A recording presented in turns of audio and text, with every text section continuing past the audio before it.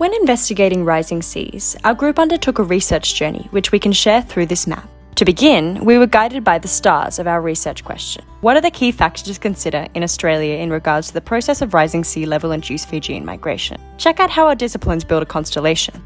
A sociological approach allowed me to focus on understanding the importance of cultural factors in maintaining one's identity during and after migration. Research included case studies and audiovisual sources. Similarly to Stephanie, my discipline focuses on broader case study where migrants attempt to maintain connection with their homeland. Like you, I'm interested in the experiences of people in relation to social systems. I focus on sea level rise-induced migration as a social process involving qualitative research and critical analysis of concepts such as home and movement.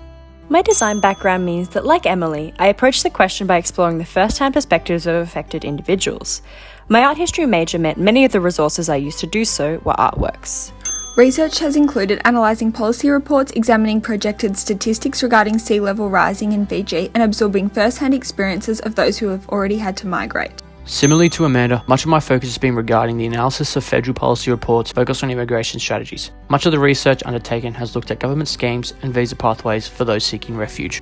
We want to acknowledge our proposed solution is not the only correct one, and note it was developed through comprehensive secondary research, as our lack of access to Fijian communities prevented meaningful primary investigation. So now, let's zoom in and explore what's happening in Current Cove.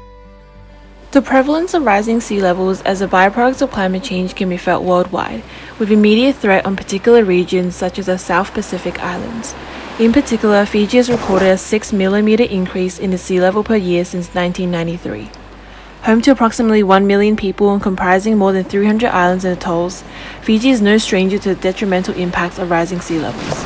With drastic changes in weather patterns, the nation has endured tropical cyclones, coastal floods, and viral disease outbreaks, all increasing in intensity. As a result, the livelihoods of Fijian communities have been drastically impacted, with frequent destruction of crops and growing scarcity of clean drinking water resources. Forced to relocate, not only do Fijian communities leave their homes behind, they face emotional and psychological distress due to the complexity of migration.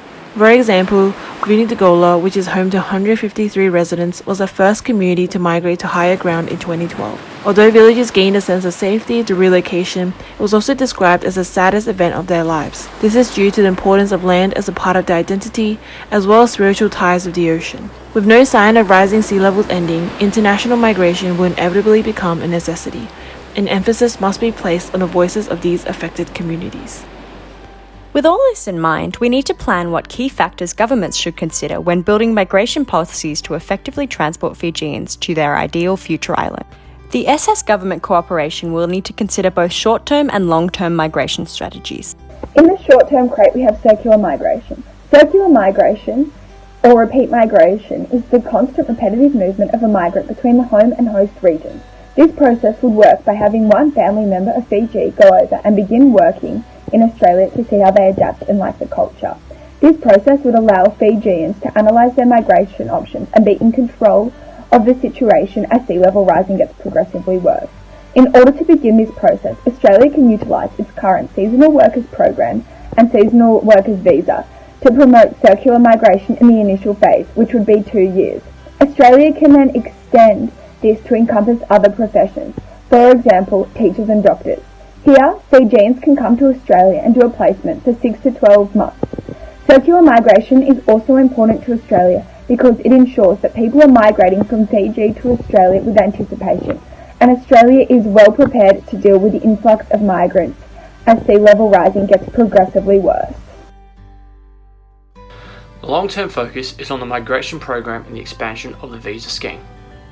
Under Section 51 of the Australian Constitution, it gives the Federal Parliament power to make laws about immigration.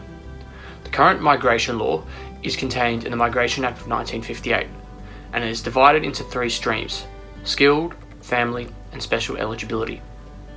For the skilled stream, this accounts for people who have particular work-related or business skills.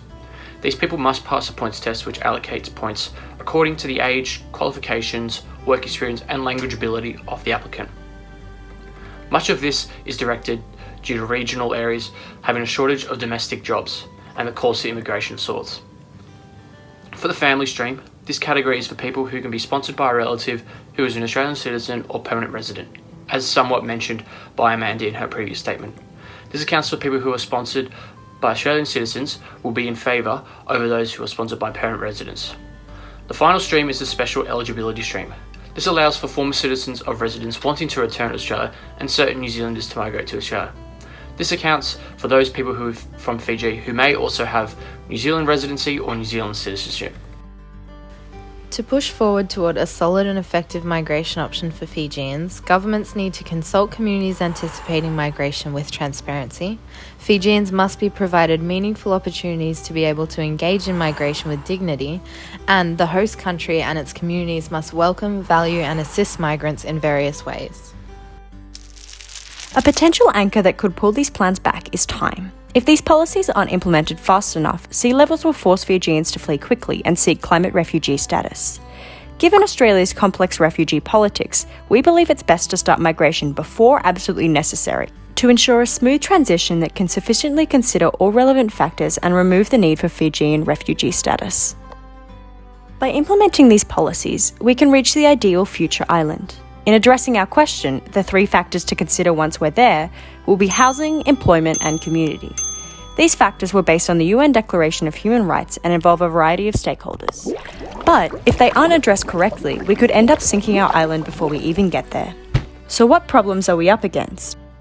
Once humanitarian entrants exit the migration settlement strategy process, they often face difficulties in accessing suitable housing, such as a shortage of public housing, discrimination from real estate agents, difficulties in completing paperwork to access the private rental market, and a lack of affordable housing in areas close to employment and community links.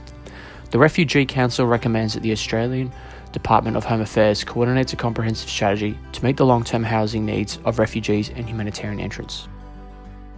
Migrant workers are at risk of exploitation by their employers through wage theft and little understanding of their rights. They often overwork to compensate, spending much less time with family and social networks. On the grounds of immigration status, ethnicity, English language proficiency, and whether circular migrating, migrants in the labour force could be excluded from workplace training or promotion opportunities.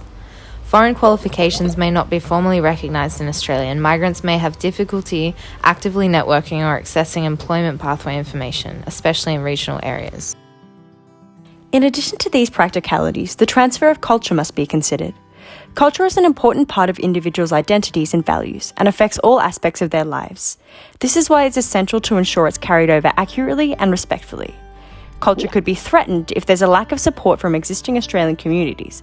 But conversely, if they accept and support migrants, they can be instrumental in addressing culture shock, encouraging connections, and facilitating the continuation of Fijian religious beliefs. So how can communities work together to avoid sinking our island? Regional areas in Australia not only have labour shortages which migrants can fill for employment, but they are also good lifestyle places for families that can more easily facilitate community engagement and social connections. Regional areas need migrant workers, so the regional community has to be welcoming in order for more family members to follow. New migrants could be supported to find private housing to rent through local organisations such as the church, in order to build an Australian rental history as well as inspect long-term options for the future. Migrants have to be informed of and able to access specialised health services, migrant support organisations, community groups, work, and emergency services from where they live. Listening to migrants already living in regional areas will help outline what infrastructure and resources are missing from certain places. Regarding long-term employment, we want to include all professions.